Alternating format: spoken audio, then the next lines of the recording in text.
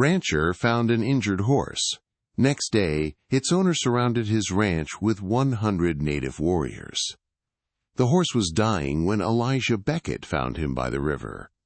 Blood darkened the snow beneath the animal's ribs, and one leg lay twisted at an angle that made Elijah's stomach tighten. The horse's eyes were wild, rolling with pain, yet sharp with life. Steam rose from its body into the cold March air. The wind cut hard along Redstone Ridge, but Elijah did not turn away. He stood there, alone, staring at a choice that would change everything. Elijah Beckett had lived alone for years. Past 40, broad-shouldered but worn thin by grief, he kept to his ranch above Dry Creek and spoke to no one unless he had to. The war had taken his youth. Winter sickness had taken his wife. The child they hoped for never came. What remained was land, routine, and silence.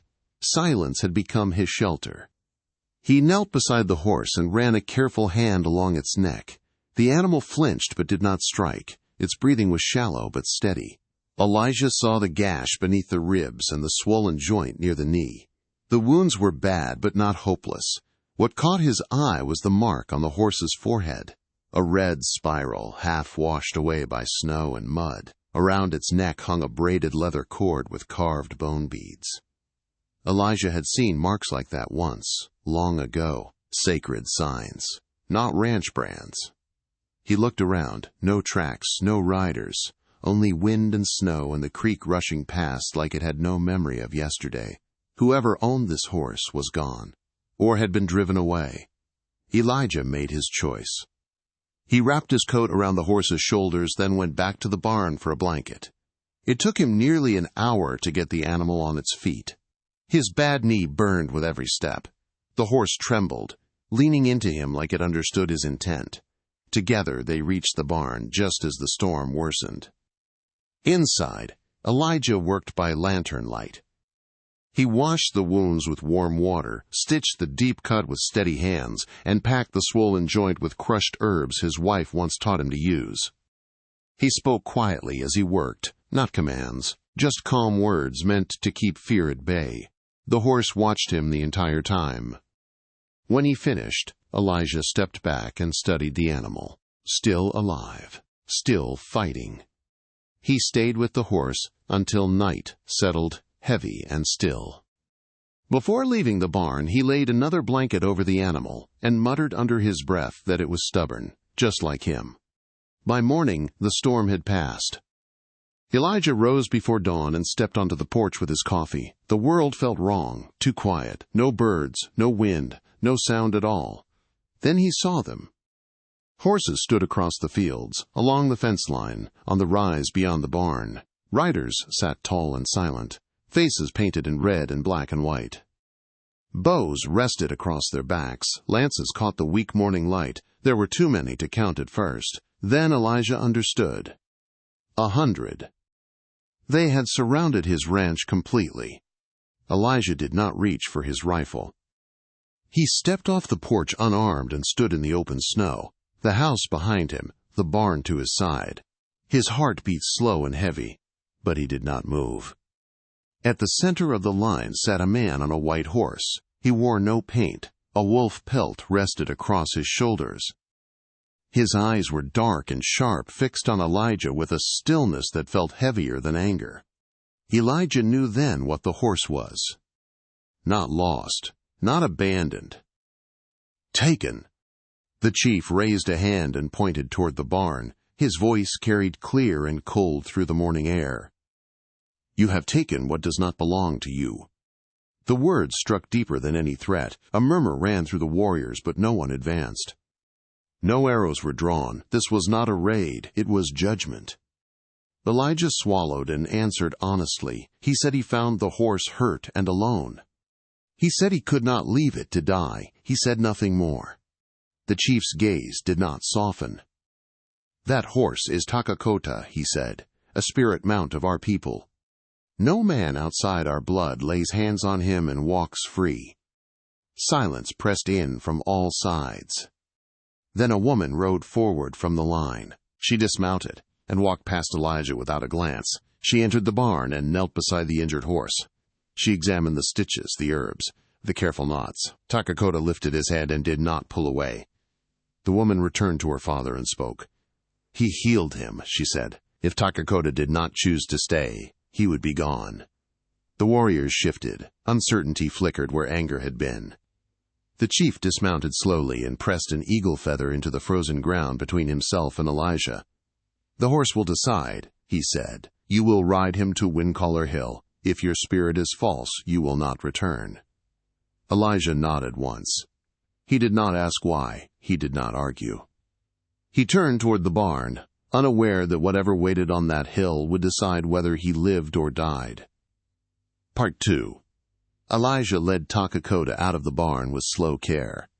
The gray stallion moved stiffly, favoring his injured leg, but his eyes were clear. He did not resist the saddle when Elijah set it gently on his back. There was no bridle, no rope, only the worn leather pad and Elijah's steady hands.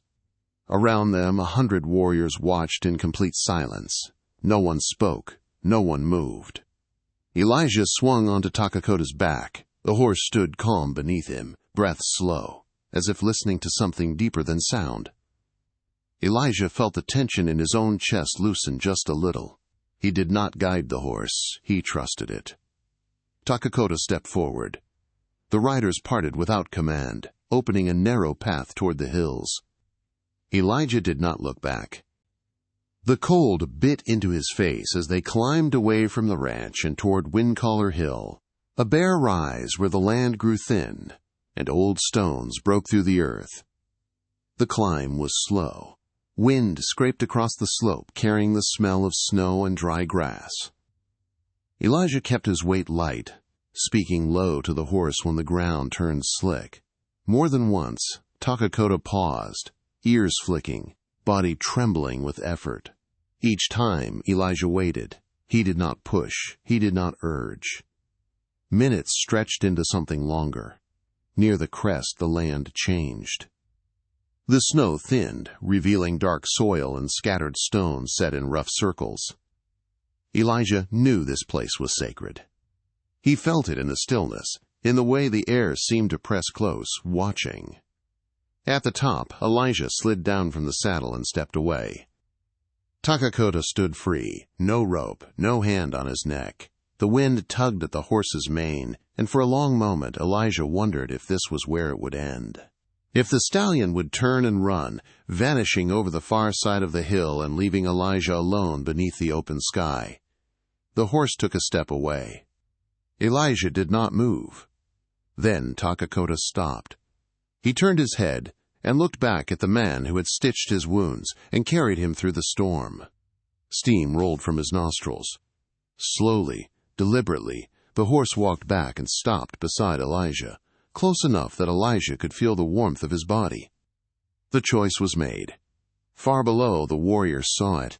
The shift was visible even from that distance. Shoulders eased, weapons lowered. What no rope could do, what no force could command, the horse had decided on his own. Elijah rested his hand on Takakota's neck. He felt the strength there, quiet and real. He did not claim the horse. He simply stood with him. The ride back down was easier. Takakota moved with purpose now, careful but sure. When they reached the base of the hill, the warriors parted again, this time without tension. A young woman stepped forward. The chief's daughter. She touched Takakota's mane once, then stepped back. The chief spoke. "The horse does not lie," he said. "You live." The warriors turned and rode away without another word, melting back into the land as if they had never been there at all. 3 days passed. Ayasha returned alone. She came at dawn, riding a bay mare carrying only a small pack. She did not ask permission to stay. She worked. She split wood, carried water, cleaned stalls. Elijah said little. He watched her hands. They were steady, honest. Takakota lingered near them always.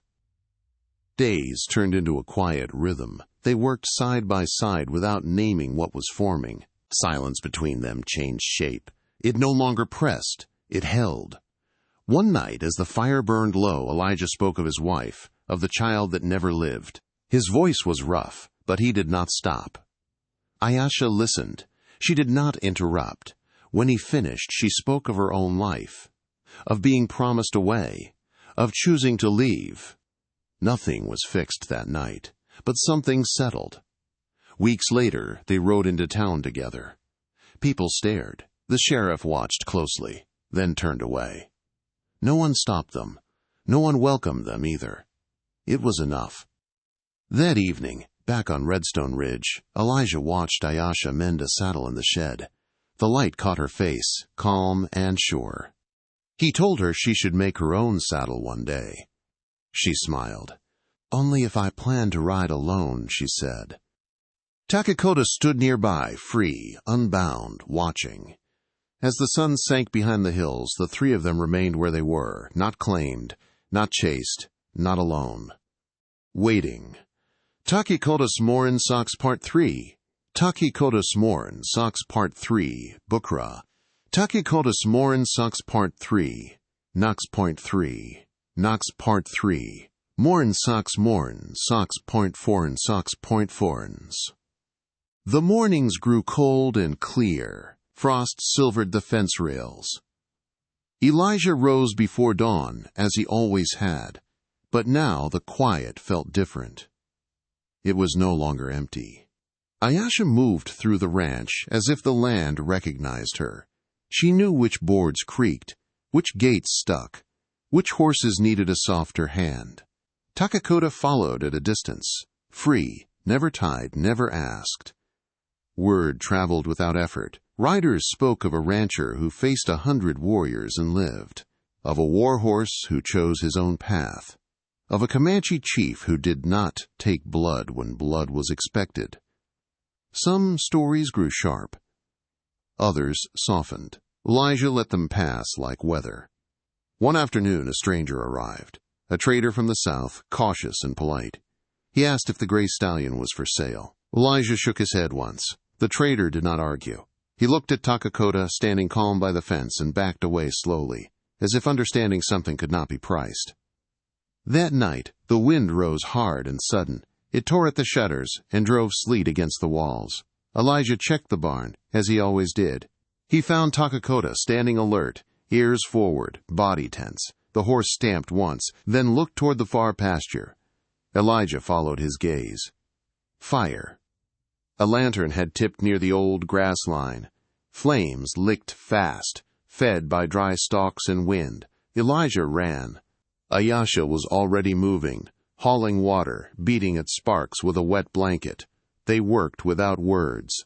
Takakota charged the edge of the fire, hooves crushing flame and ash, driving it back toward the creek. Together, they stopped it. When the last ember died, they stood breathing hard under the open sky. Elijah looked at Ayesha then, really looked. He saw strength that did not need permission. He saw someone who stayed, not because she had nowhere else to go, but because she chose this place. Winter came early. Snow buried the trails and locked the ridge away from town. Supplies ran low. Elijah rationed without complaint. Ayesha learned the habits of hunger and patience. They shared meals, small and quiet.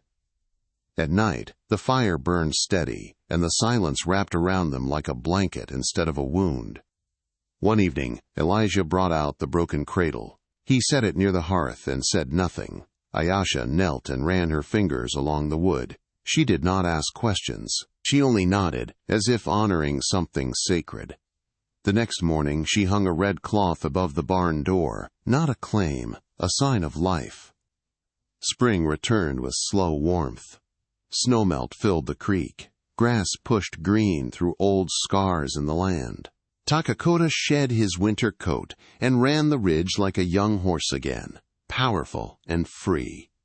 One day, riders appeared on the horizon. Elijah watched them approach, calm. Ayesha stood beside him. They did not reach for weapons. The chief came forward alone.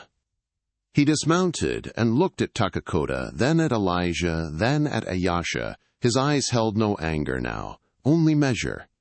"The horse has stayed," he said. "So have you." He turned to Ayesha. "Your path is your own." She met his gaze and nodded once. No tears, no regret. The chief left an eagle feather tied to the fence post and rode away without another word. Life settled into something solid. Elijah repaired fences. Ayasha planted herbs near the house. Takakota guarded the ridge like a living shadow. Town visits became easier. People spoke. Some smiled. Others simply watched and let be. On a clear evening, Elijah and Ayasha sat on the bench outside the shed. The sky burned gold and purple. Takakota stood nearby, head lowered, calm. Elijah leaned back and felt something he had not felt in years. Not happiness, not certainty. Belonging.